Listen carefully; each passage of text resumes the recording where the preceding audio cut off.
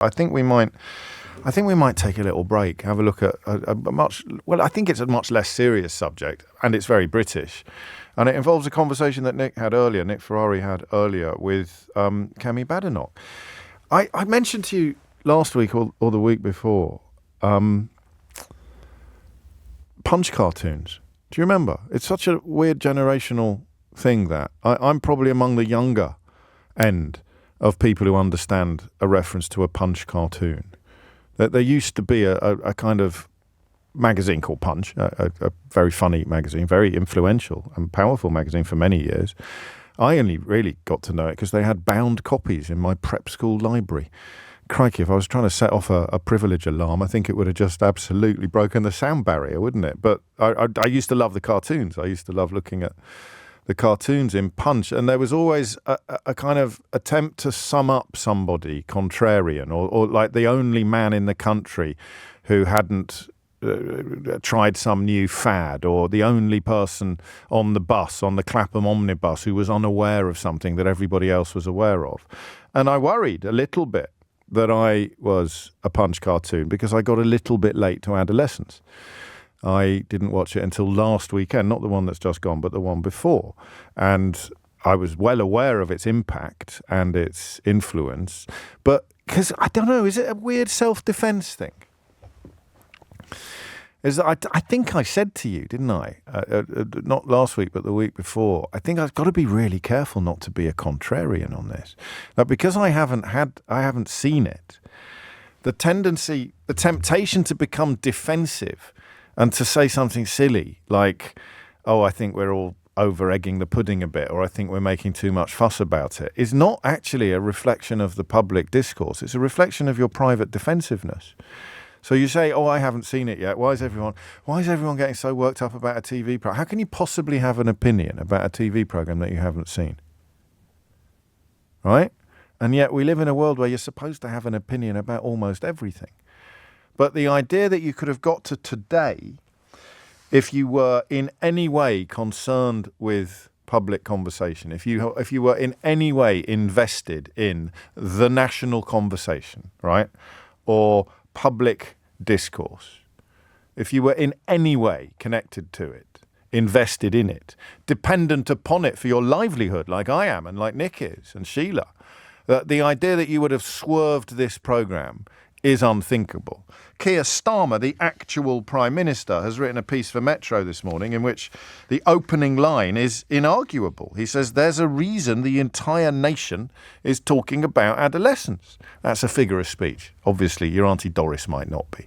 But in terms of the national conversation, if you made a list of top topics that the country has been talking about for the last 2 or 3 weeks now, 3 weeks, I think, Adolescence would have been very near the top of it. It's broken records. It's smashed all manner of previous targets. It is an extraordinary piece of filmmaking for 2 reasons. One is movie making, the actual artistry of how they filmed it and how they made it, which still takes my breath away.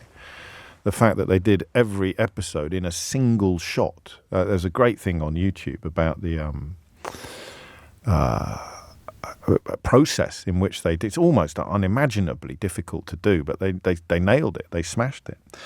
And the other reason is the content. So you've got the filmmaking is exemplary, superlative, unbelievably good, and then the acting, the storytelling, the script, the power, and the sense of zeitgeist, the fact that it captures the very essence of the conversation that we have been having on this programme now for years, but which with our special online safety day last month scaled new heights of relevance and importance. So this is quite an old-fashioned radio phone-in for you. It's going to hinge upon a question of, does the thing I'm about to tell you, if you didn't know it already, matter?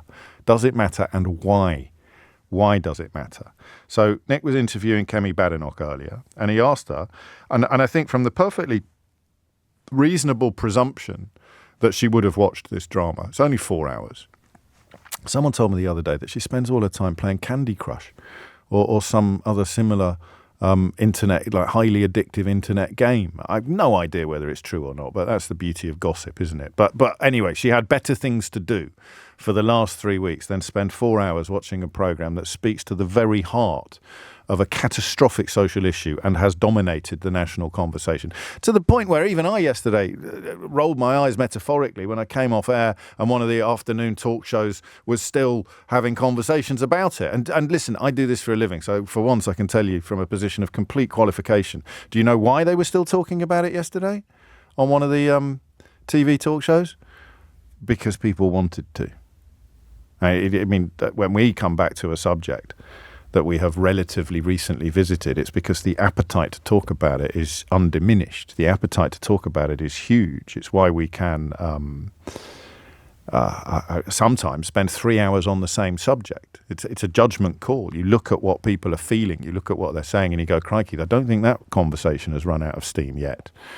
That's why I still talk about Brexit occasionally. I don't think that conversation has run out of steam yet. So the reason why I came off air yesterday and one of those, I think it was ITV, was still having a conversation about issues thrown up by this television drama, is because people wanted to talk about it, and they still do.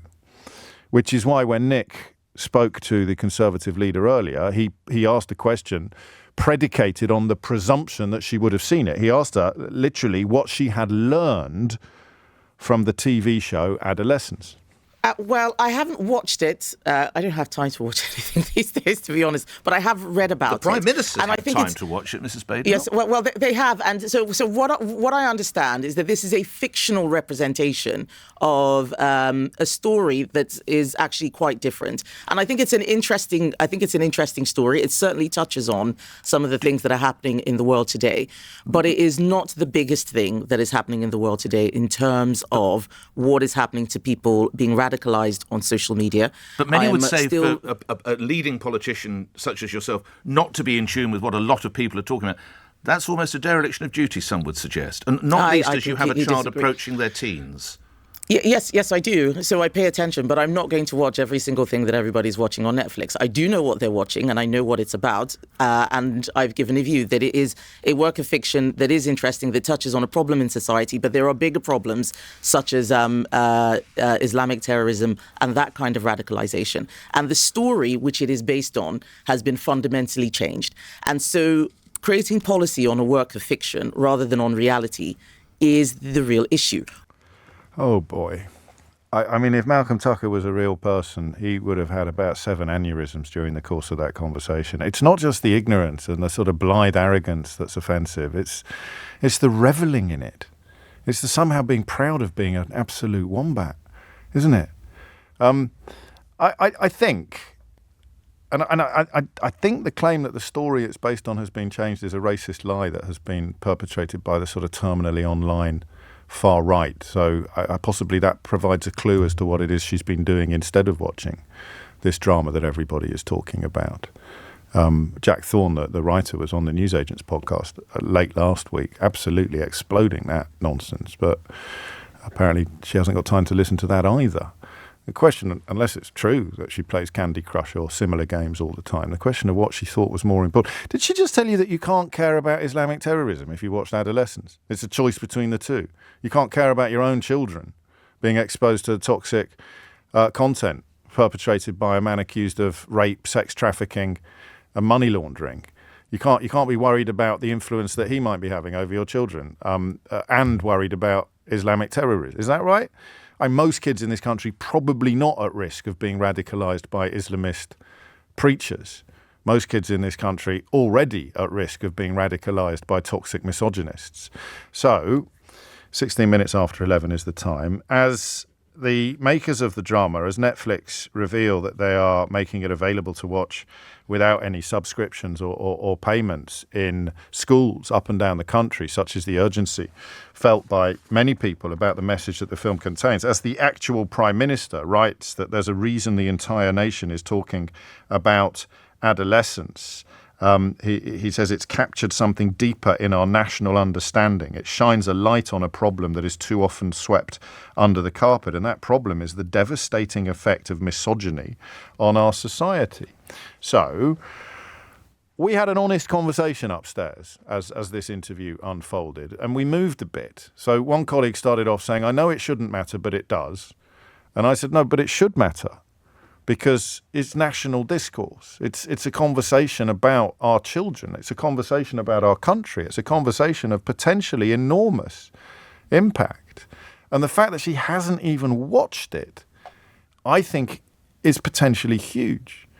But on the other hand, it's a television program. I was with Brian Conley yesterday. I nearly said it's a puppet. It's a puppet. It's a television program. Is it just a television program? Is anything just a television program? Was Mr. Bates versus the Post Office just a television? It's just a television program. Does anyone ever say it's just a play, or it's just an opera, or it's just a great novel? It's just Tolstoy. It's only Dostoevsky. It's just a television program. So, question I don't ask you very often, but which I want to ask you today, does it matter that the leader of the opposition has not watched a programme that the Prime Minister says the entire nation is talking about? That's an extraordinary juxtaposition, isn't it? Does it matter that the leader of the opposition has not watched a programme that the actual Prime Minister describes as something the entire nation is talking about? Okay? All welcome on this. I want to know. I want to know why it matters, or indeed, of course, why it doesn't. 0345 6060 973. Quite a few of you picking up on the very unsatisfactory inability to come up with something more important for 5 minutes before landing on Islamic terrorism. Which generally has a fairly fat streak of misogyny attached to it as well. But maybe that's a little bit too rich for Kemi Badenoch's blood. Does it matter? And if so, why?